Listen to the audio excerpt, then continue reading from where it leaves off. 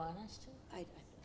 Good morning, everyone. Welcome to Interfaith Community Sanctuary. My name is Sally Jo. I'm co-minister here, but I'm going to call up Jamal to welcome you all on his wonderful third Sunday. And we're delighted to have you here and hope you'll stay afterwards for our wonderful potluck lunch where Jamal always says the real service begins. Thank you so much, Sally Jo. My dear friends, a very, very heartfelt welcome to you on this beautiful, sunny, non-monsoony day. So thank you for being here. Some more music?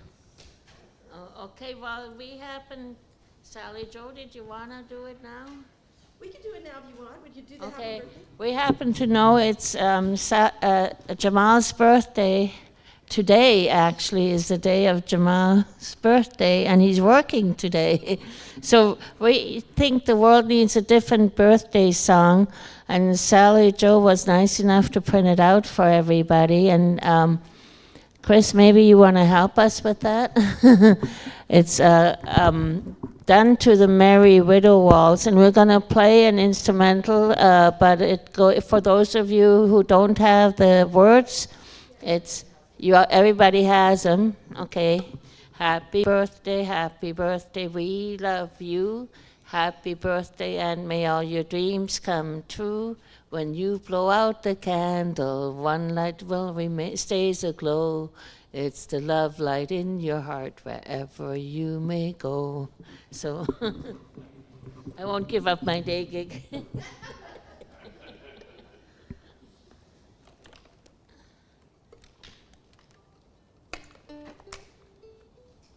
This is like putting on a baby.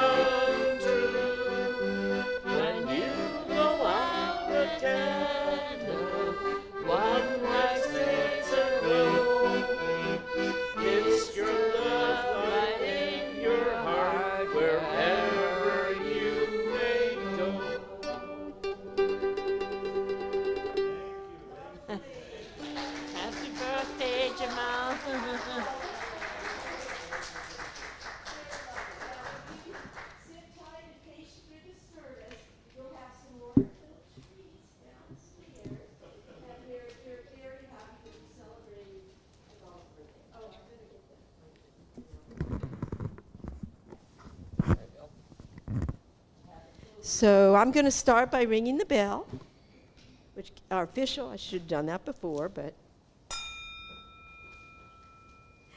And is that coming through, Chris? Everything good? Okay. Thank you so much for joining us this morning. I'm going to begin the more formal part of our service now that we've had all that fun and we've all woken up and had a good expansion of our lungs to sing, and we'll do some more music later. We always like to begin with honoring our ancestors and acknowledging and honoring and thanking the first peoples of this region. And I learned last night that yesterday was the birthday of the great and wonderful Frederick Douglass. And I was paying attention to yesterday because my son's birthday was yesterday. So this is a big birthday weekend for my family.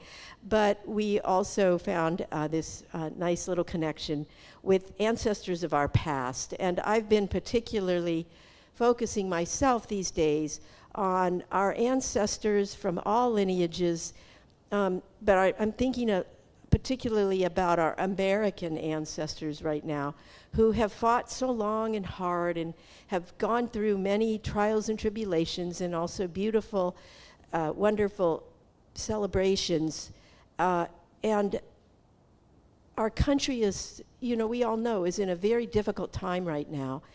And I've been trying to call up the energies of all the wonderful ancestors from the past who know what we're going through, if we believe that they are still conscious on some level, which I personally do. And I believe they're sending their energy and their prayers and their hopes and their dreams to us. And they're trying to remind us of who we are as a nation. And I hope that we're all thinking about that, because that might mean something different to each and every one of us. But if we don't think about it and ponder on it and even meditate upon it, we won't know who we are as a nation, and we won't be able to stand up ourselves for who we are as a nation.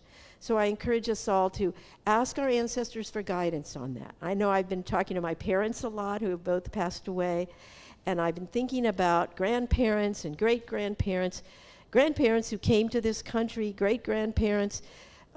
We all know that back in most of our history, unless we are Native American, somebody came to this country for the first time.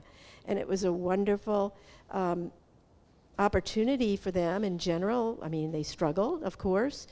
But if we're here now, then they made it, right? So we have a lot to be grateful for. And I'd like to express that gratitude to our ancestors. And this is why we speak to them. We want them to know that we're also thinking about them and calling on their energies and hoping that they will grace us with their presence. So let's put a hand on the heart. You can think about any ancestor you want to think about, whether they're in your lineage or not, whether if they're human beings or living beings, they're our ancestors. They're all our relations. We're grateful for their presence, and we welcome them all. I'd also like to acknowledge the presence of our wonderful ancestral people who have been taking this care of this land and this country for many, many thousands of years, on whose land we stand, on whose territory this building was built and still stands since 1890. And a lot of injustice has been done to those Native American people over the many centuries. We know that, and we acknowledge that. And we feel bad about that, and we are sorry for that, but we don't want to erase it. We want to acknowledge it and heal it. And one of our teachers in this congregation, whom we're studying right now, Thich Nhat Hanh, the Buddhist monk, has told us that when we heal ourselves, we heal our ancestors.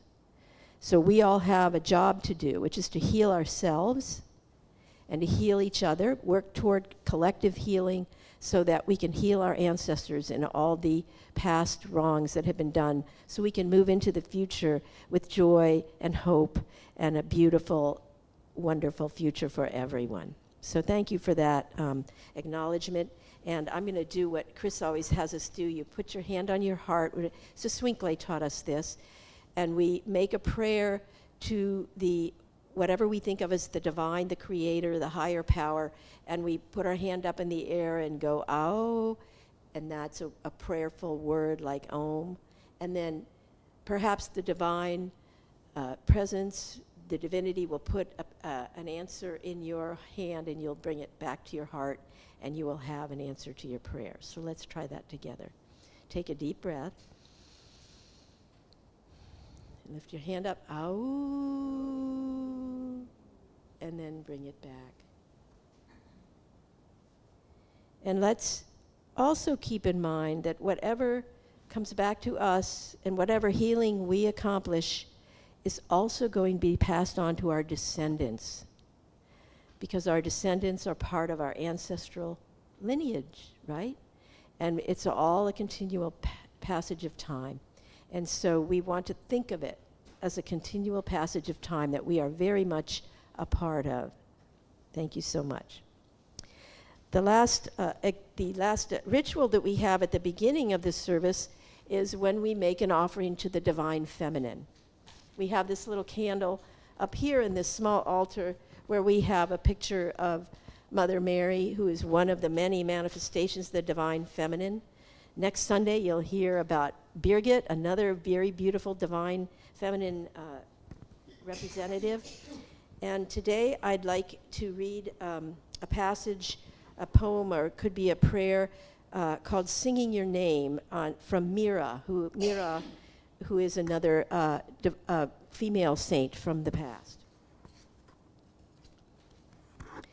Singing your name day and night, it echoes in my mind all the time. O Krishna, I am the dust of your feet. How can I lift my voice in your praise? Singing your name heals all wounds and guards the mind against the selfish thoughts. I am armed with the arrow of your name, fixed on the bowstring of my heart. I wear the armor of your glory as I sing of your life and divine deeds. My body is a musical instrument on which my mind plays songs of love. To awaken my soul from sleep, I sing and dance before the Lord, waiting for the door to open. So let's have a joyful singing type of service today and sing our praise to the Divine Almighty. Thank you. Now I'll invite up our special guest, Jamal Rahman. I'm not looking at my program. Yes, let's have some singing from the heart. I don't know that we'll sing this, but we can hum along, and then Jamal will begin his service. Yeah. Okay. We need music. I just, set the stage for it, so let's do it.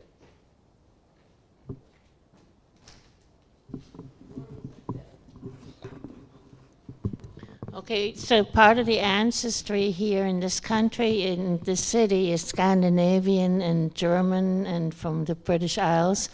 And I had to learn English twice and German twice. I was 2 when we moved to Toronto, and then we moved back to Germany, and when I was 15, we did the whole thing in reverse. So one word that is in common, so when you look at what's in common, like house and mouse, and Katze is cat, and Brot and Butter. But anyway, the chorus, you have a verse and a chorus with most folk songs. And the chorus to this song is Ya. It's the right answer if you want to stay married, right? So anyways, that's your part. And Phil will help you sing it. You are in my heart. You don't know how dear you are to me. Since it's Valentine's Day, it was Valentine's Day yesterday, we thought it would be appropriate to do this song. Du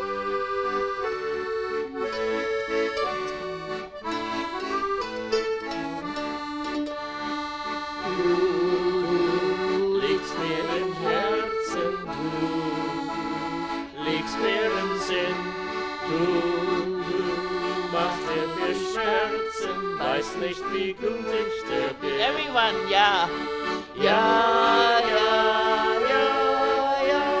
weiß nicht, wie gut ich dir bin. Ja,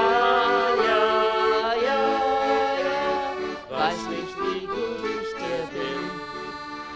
So ich dich liebe, so liebe auch mich, denn die zärtlichen Triebe fühl ich alleine für dich. Everyone, fühl ich alleine für dich. Fühl ich alleine für dich. So, wenn in der Ferne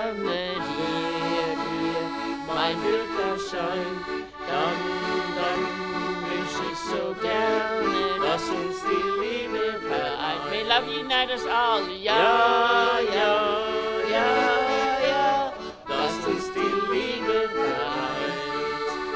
Ja, ja, ja, ja, dass uns die Liebe vereint.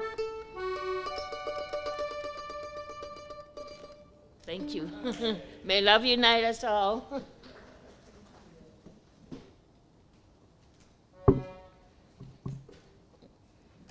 How many places do you get an accordion in church?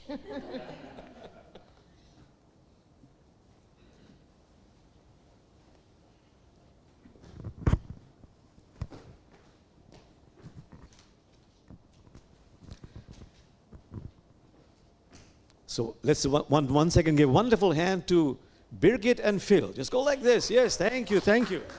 Is this working, Brother Chris? It's working. So my dear friends, a very, very heartfelt welcome to you. Please know your presence is a blessing, especially on this beautiful, glorious day. Let's do a chant of Allahu Allah, knowing that when we praise God, divinity does not become holy, we become holy. Allahu Allah, Allahu Allah, Allahu Allah, Allahu Allah, Allahu Allah, Allahu Allah. Just the beloved women, please.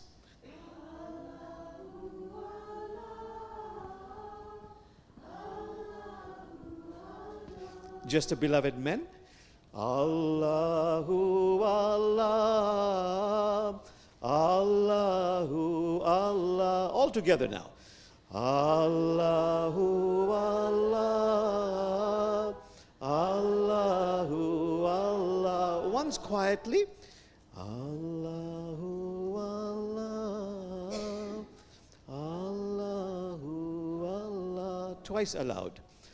Allahu Allah, Allahu Allah. Last time.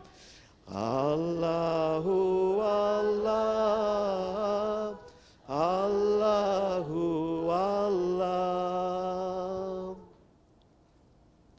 And becoming very still.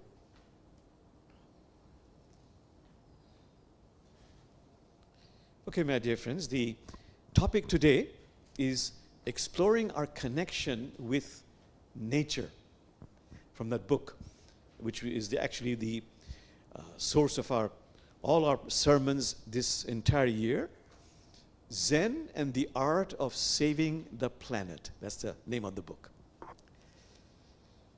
In this book, Thich Nhat Hanh, who is the writer of this book, he says that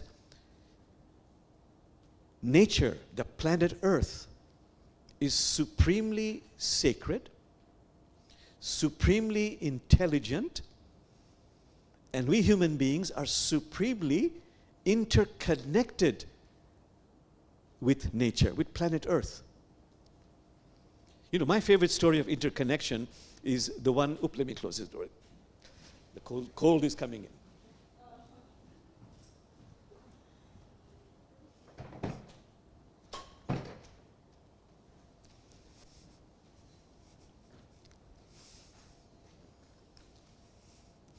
Welcome, everyone.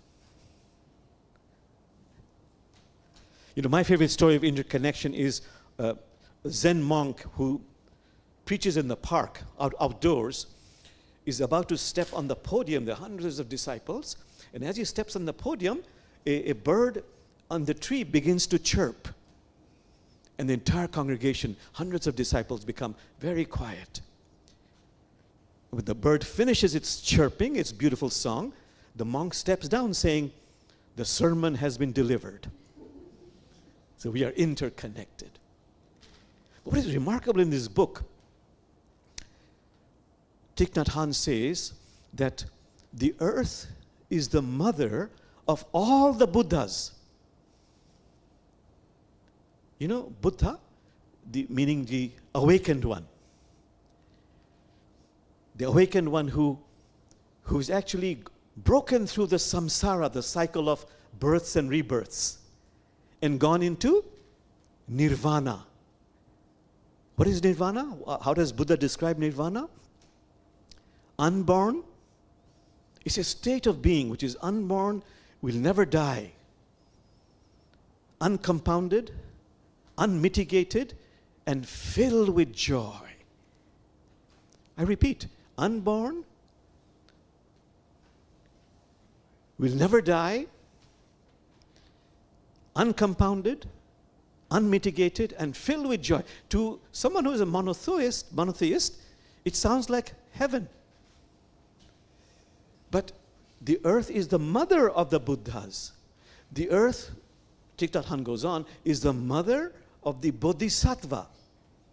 Bodhi means awakened one. Sattva is being, a being who is awakened. But the Bodhisattva says, let me stay on planet Earth to help all sentient beings to achieve liberation, what is called moksha. So the earth is the mother of all the Buddhas, all the Bodhisattvas, all the prophets, all the sages. Just be with that. I mean, I might say, oh yeah, that sounds nice. I think a mystic might say, I'm quoting from the Sufi tradition, that, Brother Jamal, this is your knowledge of the tongue. Can you deepen it to a knowledge of the heart? As a Muslim, I remember this wonderful saying of the Prophet Muhammad, who said, the earth is like your mother.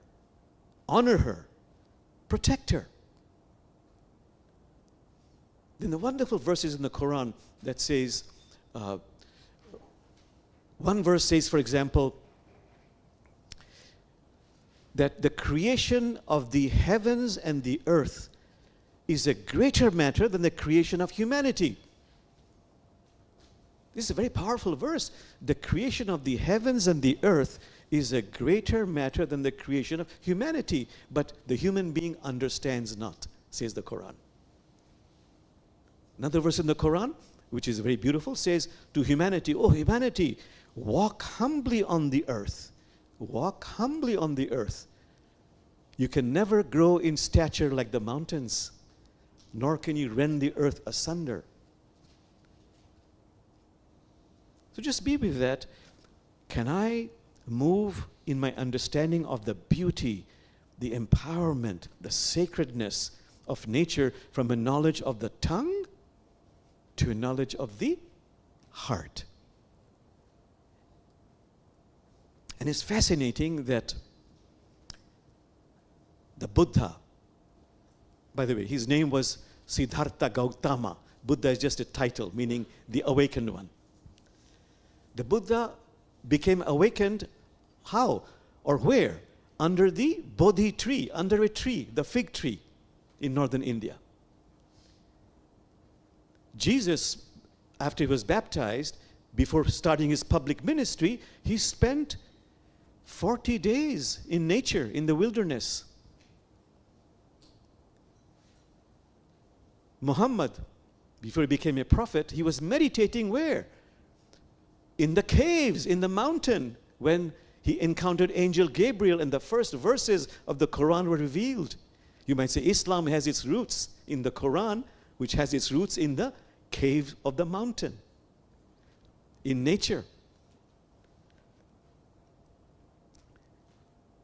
There's a wonderful Islamic mystic who is the first one to bring Islamic spirituality in a big way to the United States, Hazrat Inayat Khan. He says, the holiest of holy manuscripts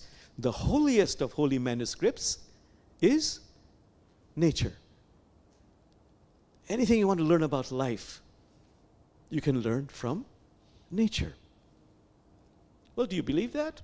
Just stay with it. Ask yourself, does it, like I always love to say, as Rumi says, does it splash in your heart? Does it perfume your heart? Well, let's take this subject of what the Hindus call unutterable, indescribable, inconceivable. What am I talking about? God, goddess, divinity. So what are some of your insights about God? If you study Taoism, that wonderful statement about divinity. Those who say do not know, and those who know do not say. From Islam is a wonderful verse that says, a mystic said it, in the name of him who has no name, but who appears by whatever name you call her. Let me take one more from the Hindu tradition, which I love very much, about spirit, about divinity. The eyes cannot see it, but it is that by which the eyes see. The mind cannot think it, but it is that by which the mind thinks. The tongue cannot utter it, but it is that by which the tongue utters. And yet, even though we know nothing about God, we fight in words, in actions, in killings about our definition of God. So does God exist? Well, I love best that wonderful inspiration from nature. A Christian writer who said, "Oh sister almond tree, oh sister almond tree." And the almond tree blossomed. Does God exist? Does Creator exist? Or another one from Zen, sitting quietly, doing nothing. Spring comes and the grass grows. Sitting quietly, doing nothing. Spring comes and the grass grows. And where is this, what we call God, divinity, goddesses? Where is it? Well, I love that story, which is in many traditions, that there's a fish in the ocean who travels hundreds, maybe thousands of miles to find this saintly fish to ask one question. And what is the question?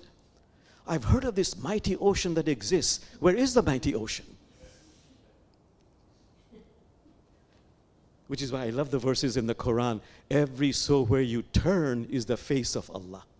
Every so where you turn is the face of Allah. Another verse says, Allah is Zahir and Batin, outside of you and inside of you. Just be with that, just to illustrate the power of the teachings of nature. This is a place we practice interfaith. We say interfaith is not about conversion, it is about completion, becoming a more developed, evolved human being. That is what interfaith is about. You've heard me say many times that wonderful saying of that very scholarly but heartfelt Professor Houston Smith, who died not long ago.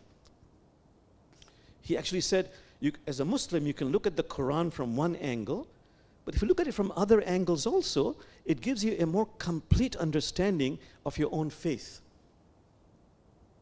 By the way, this reminds me of a wonderful story of Thich Nhat Hanh. He was attending a very large conference in Sri Lanka, and one cleric stood up, making a presentation, who said, yes, every religion is very beautiful. It's like different fruits, a banana, an apple, an orange, they're all very beautiful. Then he said, but don't mix them up. They're just good separately. It came time for Thich Nhat Hanh to give his speech. The first thing he said was, but brother, fruit salad can be delicious.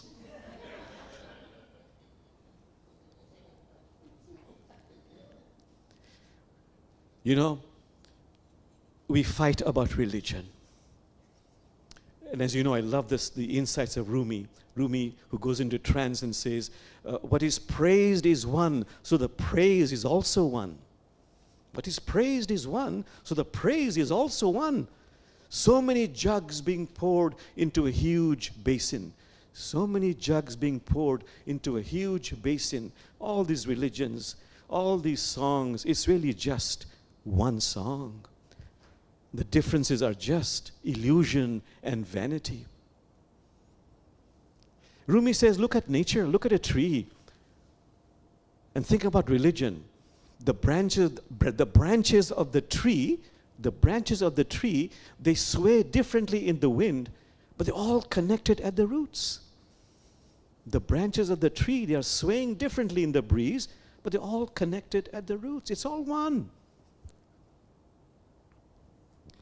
Some of you know that ever since 9/11, I and my Interfaith Amigos, my Christian pastor friend, my rabbi, we've gone all over the country sharing a message of inclusivity. And we always get questions, but how can you explain exclusivity? Every religion has exclusivity. Chosen people, only way to heaven is through Jesus, Quran is a superior book.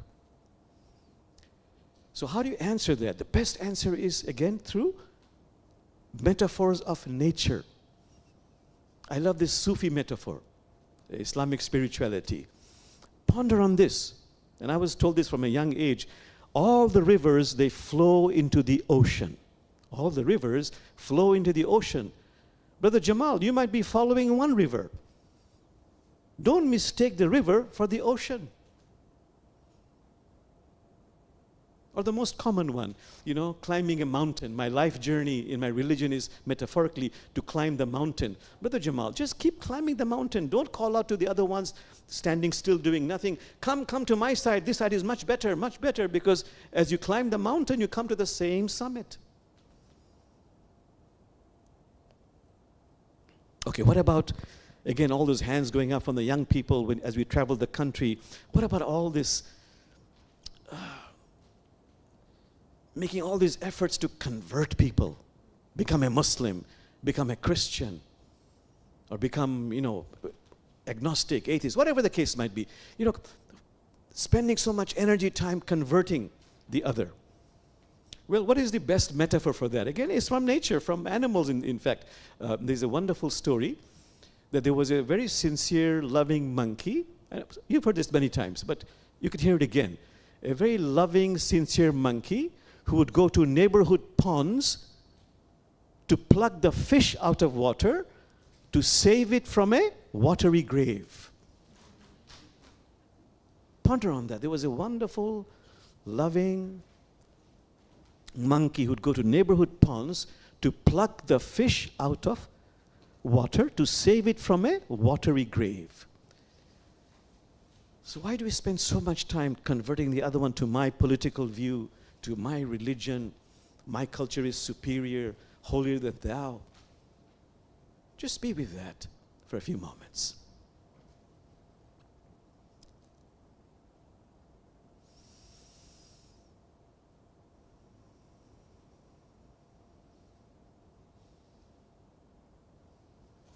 Okay, my friends, let's just briefly talk about some divine qualities. For example, we all need love. If I quote all the mystics, Rumi, for example, love is the cause and essence of everything. By the way, I love Rumi's insight about love where he says, Rumi actually uttered, when I came to love, I was ashamed of everything that I ever said about love. He says, what we think love is as human beings, is different degrees of domination and servitude. Different degrees of domination and servitude. He says, this is not love. Love is something which arrives complete. The moon in the sky, an ocean whose depth cannot be fathomed, a garden eternally green. So Rumi says, Brother Jamal, there is no need to seek love. You are love. Just become aware of all the inhibitions, all the obstacles you have put on the path of love. Just be with it. I'll close the door again. I'll get it. Okay. Before the cold air comes in, yeah.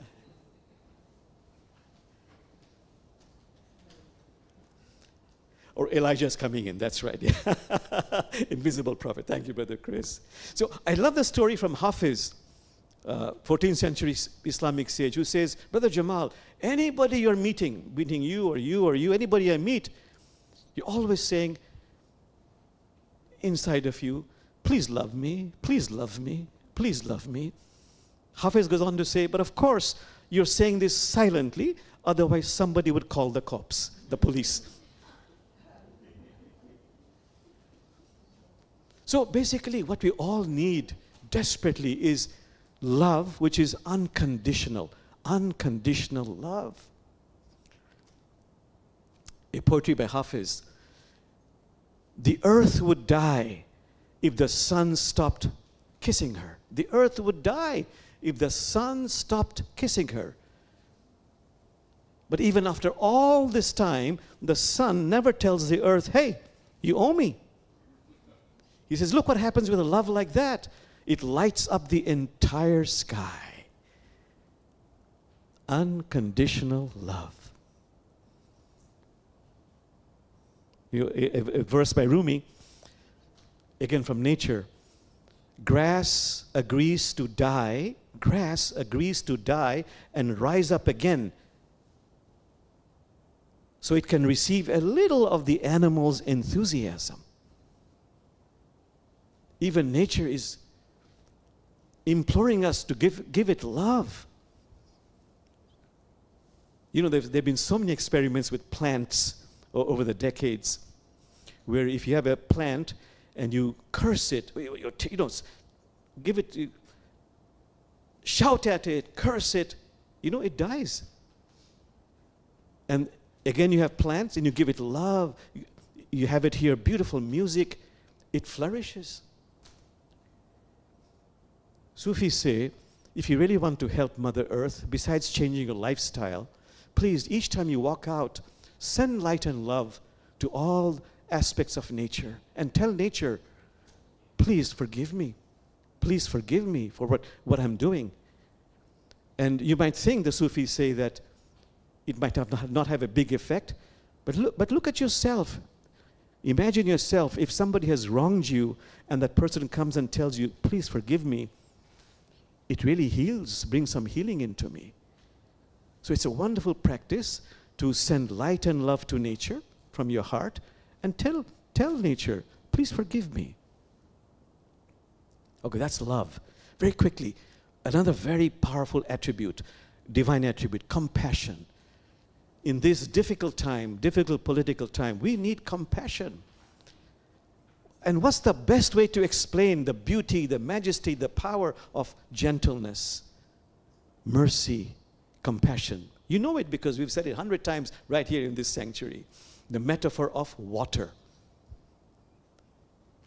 There is nothing as soft and yielding as water is, yet for overcoming the hardest, the most insurmountable, there's nothing as powerful as water is. Meaning the person who is gentle, merciful, compassionate, is filled with authentic strength.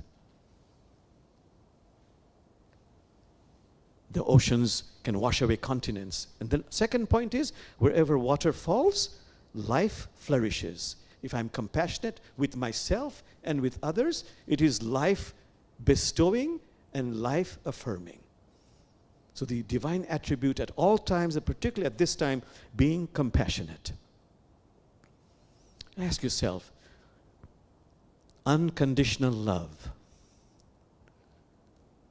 I yearn it. I yearn for it. Mercy, compassion. Which is why that practice we do of meditation, focusing on the heart and telling the heart, I love you. Or as Miwan taught us, you are loved. Tell the heart, you are loved. This has a deep, profound impact.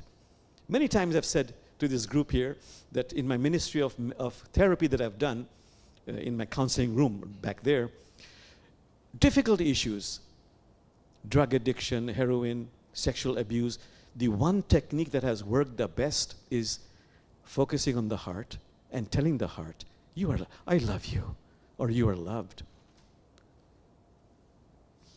Okay, moving on, just a few more divine attributes.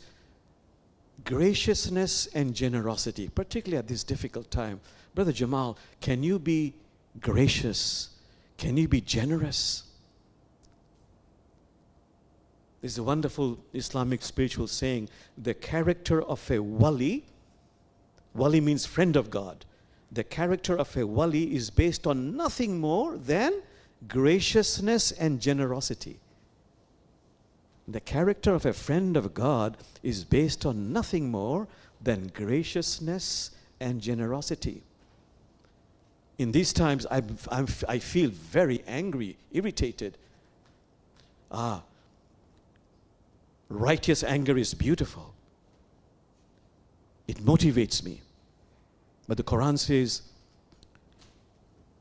when you're feeling very angry, lower your voice. Lower your voice. Because I find when I'm angry, I shout. Can the other person hear me? But I'm angry, you see, I shout. Quran says, lower your voice. And I love the metaphor from Rumi. It is rain that grows flowers, not thunder. Lower your voice. It is rain that grows flowers, not thunder. And Al-Ghazali, another famous Sufi mystic, says, and Brother Jamal, change the tone of your voice. The tone of your voice can be more important than the content of what you're saying when you're angry. Again, metaphor of the trees. So gracious. It offers shade, shelter. Doesn't matter if you're Republican or Democrat, you're a criminal or you're a saint, rich or poor. It offers it to everybody. And fruit trees, all the mystics have said, they are the embodiment of generosity. They offer fruits to everyone. Everyone. And most important of all, have you not noticed, says the sages, the trees do not consume their own fruits. They just offer it to others. Graciousness and generosity. Ask yourself, am I in my life, start in your own family members, extended family members, community, am I gracious? Am I generous?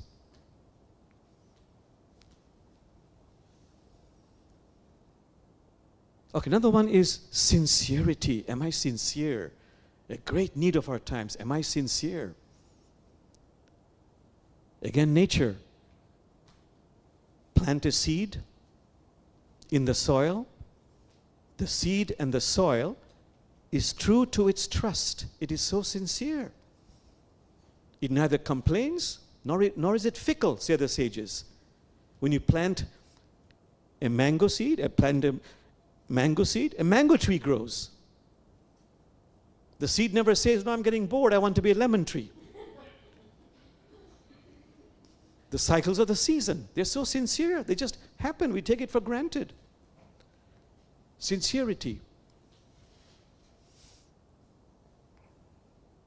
Okay, very quickly, another one, being present. You see this book by Thich Nhat Hanh. Do you have it here? Yeah. Oh, don't worry. It talks again and again. Can you be present? Can you be present? Can you be mindful? Can you be mindful? That's the key to life. Because Brother Jamal, you are focused on a regret of the past or an anxiety about the future. I'm looking at time. I'll keep it very simple. I love the phrase, the verse by Tagore, that Indian poet, 20th century, who said, Brother Jamal, if at night time you're shedding copious tears, crying and crying because you are missing so much the radiance of the sunlight, if you're doing that at night time, crying and crying because you're missing the radiance, the beauty of the sunlight, in the daytime, you're missing out on the beauty of the stars. I am not being present. Can I be present? In this environment, there is anger, there is fear, there is frustration, there is sadness. There's so much in my life I need to let go of.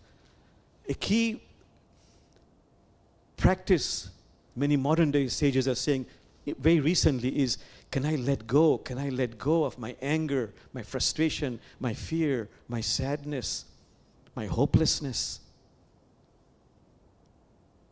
You know, again, in many traditions, the same metaphor using animals of a monkey. You know how monkeys are captured in India?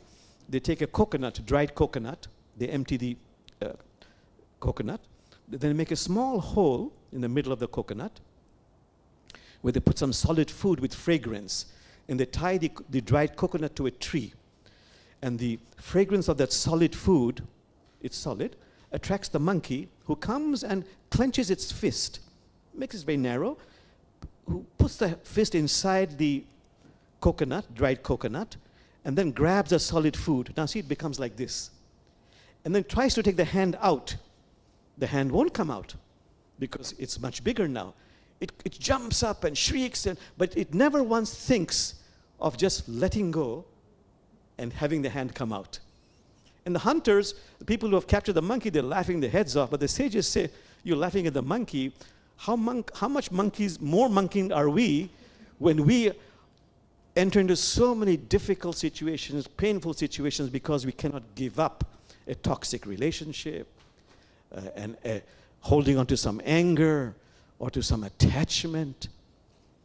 So ask yourself, in my life, how critical it is to let go, let go, let go, to become freed. Again, nature.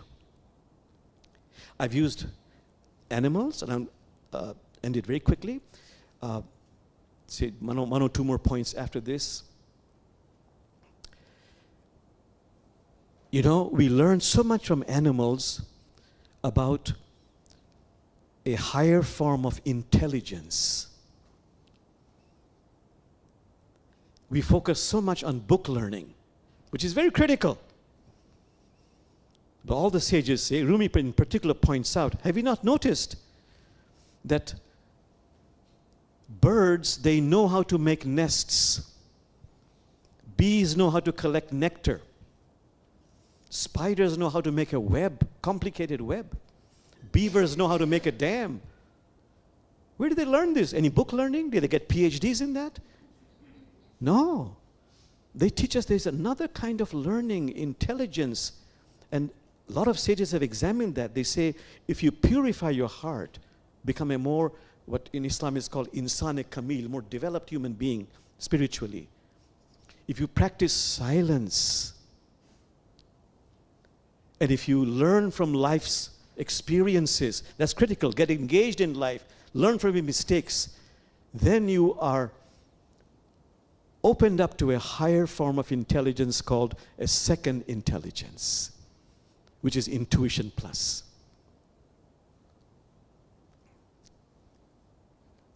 Okay, I had a few more points. I won't say it. I'll just say one more point. Can we practice? This book is saying again and again and again. This is the whole crux of Buddhism practices. Can you practice silence?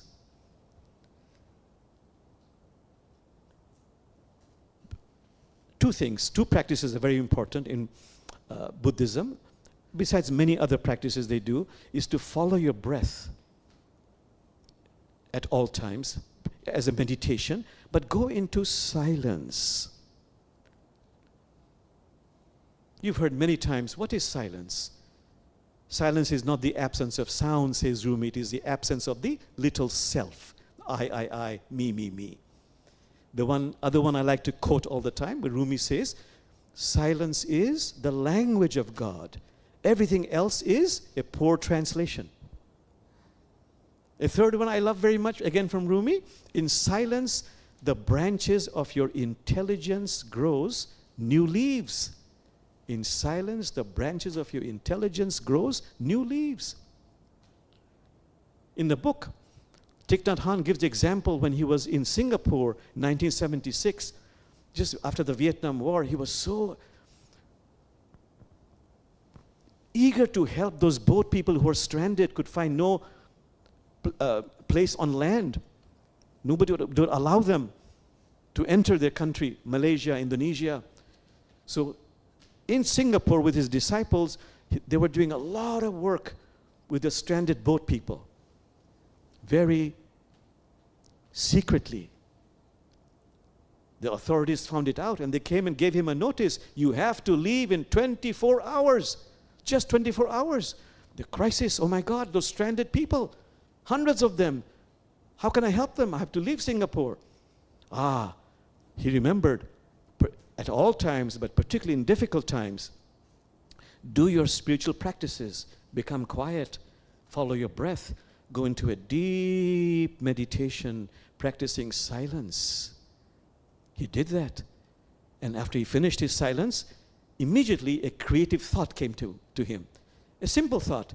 Contact the French ambassador. He has a lot of contacts. He did. And the French ambassador talked to the authorities and he got an extension.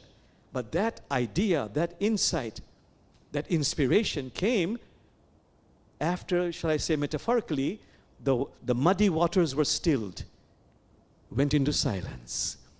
You see, if I'm stirred up, frustrated, agitated, angry, metaphorically my waters are muddy. But if I become still and the mud settles, I'm able to see much more clearly. With that, my friends, I've talked about silence, I've talked about nature. Let's do a very short meditation. Close your eyes.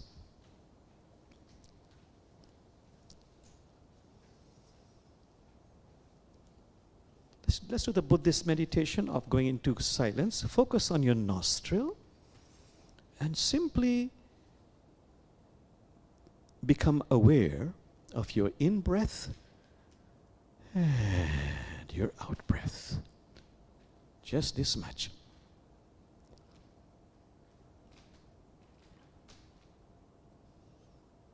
Just be with the breath.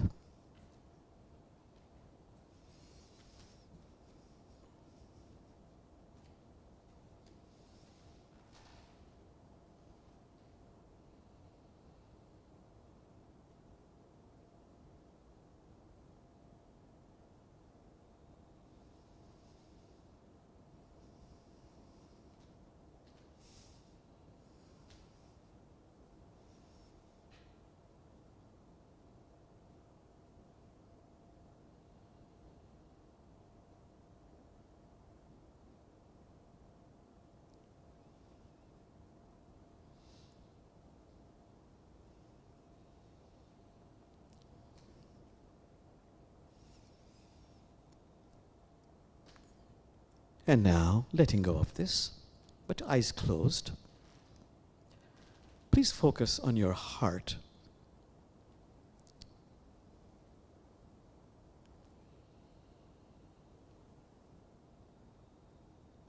And through the heart, listen to this beautiful revelation from Spirit, from God, from Divinity, who says to each one of us, Beloved one, I cannot be contained in the space of the earth.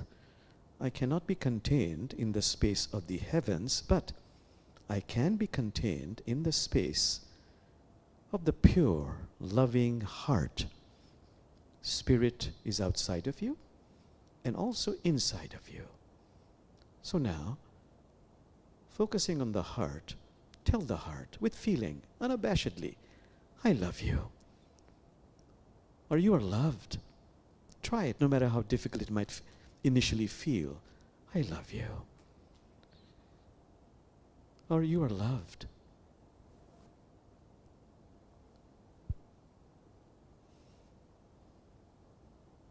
You can never overdo this. Repeating it again and again and again and again. Going from the tongue into the mouth, into the throat, into the chest, into the heart, into the hidden of the hidden. I love you. You are loved.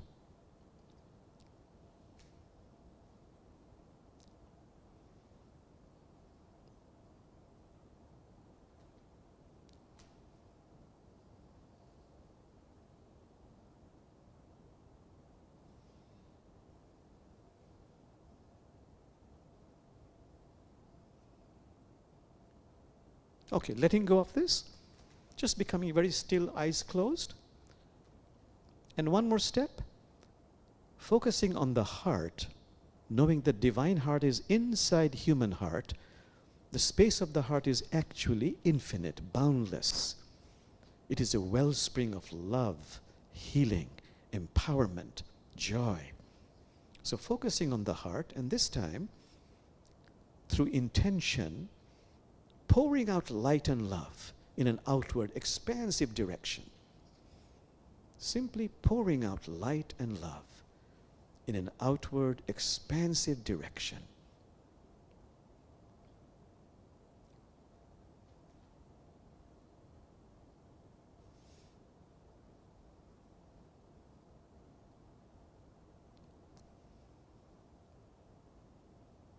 A few more seconds through intention, pouring out light and love. And the more light and love we pour out, the more light and love our being becomes filled up with. And the sound you hear is a confirmation from the above. The more love and light you pour out, the more love and light you are becoming filled with, because it's a wellspring that is eternal. As the ancients say, as the sages say, ancient and inexhaustible. Okay, letting go of that, let's now just chant Bismillah and open your eyes when you chant. Bismillahirrahmanirrahim. Bismillahirrahmanirrahim. La ilaha illallahu. La ilaha illallahu. One more time. Bismillahirrahmanirrahim. Bismillahirrahmanirrahim. La ilaha illallahu. La ilaha illallahu. And now, my friends, we shall be so privileged to hear more music.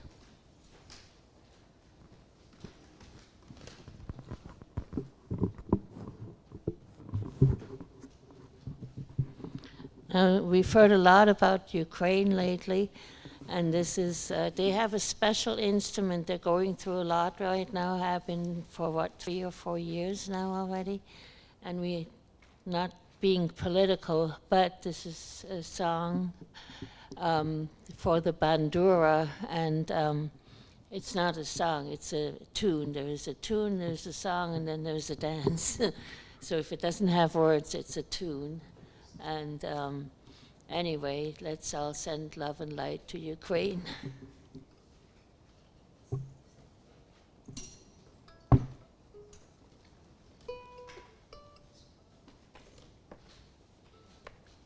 Go ahead.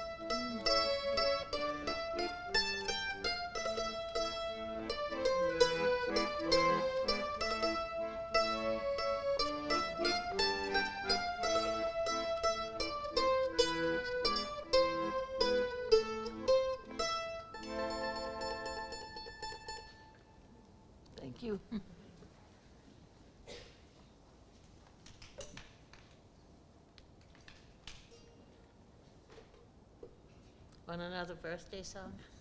Let's do that on our way out. Okay.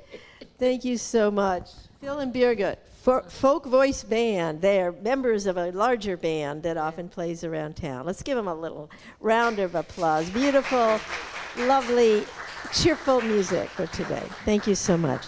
Now, this is the time in our service where we ask for donations because we have a beautiful historic building here, built in 1890, the oldest wood frame church in King County. It's been running constantly as a house of worship since that time. And we are keeping it up in this beautiful condition. As you can see, it takes a lot of work. It takes a lot of volunteer hours. And it takes funds to do that. So I'm going to sneak behind you folks here and get the plates.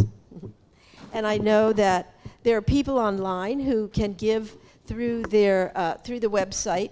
Jamal, I'll let you start this around and I'll get the other plate too. Okay to do another waltz while you do that? Yeah, sure. Yeah, sure. We'll dance our way through this time when we're asking people to be generous and give back to the community. This is a volunteer community, as you all know, and we put hard work into it, and we like to pay the bills and keep our credit good so we can keep, they're going to be coming and pressure washing the steps. A volunteer is going to be coming and pressure washing the steps this afternoon. We have people cleaning out our gutters, and we've had the trees trimmed. It takes a lot of work to keep this place going and to have all the programs that we're having, and we'll tell you a little bit more about that in a few minutes.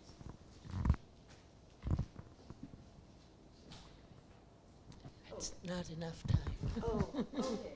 And the other thing I want to mention a few announcements of upcoming gatherings. We have after the service today, we have love to have everybody come down and visit with each other, talk to each other, get to know each other, and have some snacks and food. And there's soup, there's fruit and vegetables and salad and dessert and fun things. And we'd love to have you come and join us downstairs for however long you can come. And then we have gatherings all throughout the week. This is not just a Sunday morning operation here, although we do have services every Sunday morning.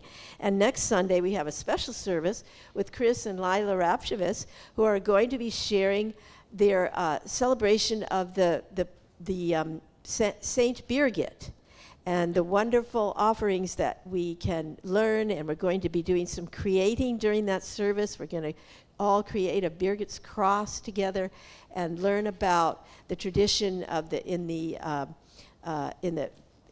Isles. It's in the British Isles where Birgit is worshipped and honored. Do you want to say something about that, Chris? It's Bridget. Bridget. Oh. Yeah, I was going to Oh, say, that's you good. sure it's not Bridget? Saint Bridget, Goddess You sure it's not Bridget. Bridget? Birgit is our lovely accordionist. Not yet a saint, but No, we're waiting there. far from it. All right. Bodhisattva. Well, I thought they were all, had the same origination in there. Anyway, that's good. Thank you for your correction. Also, during the week, we have classes that many of them meet online on Zoom. Some of them meet in person.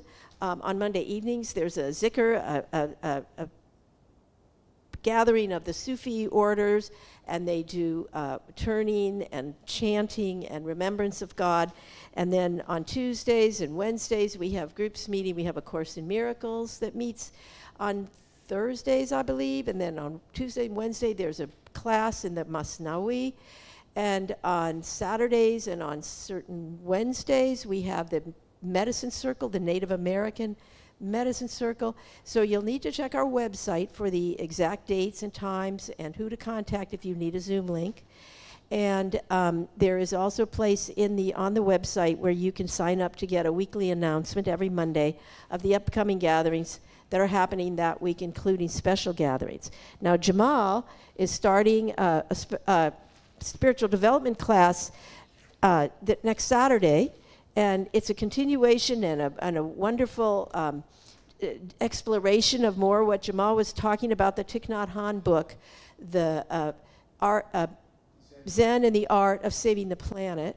And he will be illuminating and also helping us to understand how these ideas of Zen Buddhism and this famous master Zen monk are really so similar to so many different religious traditions, and particularly the mystical aspects of the religious traditions that we have all over the world. And they're not something special and esoteric. They are really the deep root of many, many traditions. And no matter what tradition we believe in or belong to, there are so many commonalities in that. So he's going to be teaching that on Saturday mornings on Zoom, and you can pick up a flyer, you can register, let us know if you'd like to register for that, and we can send you that Zoom link.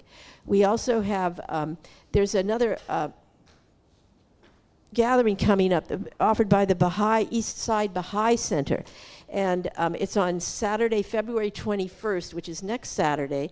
And it's going to have local musicians, some of whom we know, some of whom perform here at our sanctuary at times. And it's called Sacred Melodies, and it's an interfaith journey of song and prayer. Now, you remember what I read to you from Mirabai this morning about singing for God and singing for prayer. And that will be happening next Saturday, the 21st. I know I'll be there. Tickets are free, but they do ask you to register so they'll know how many people are coming and how to prepare their space.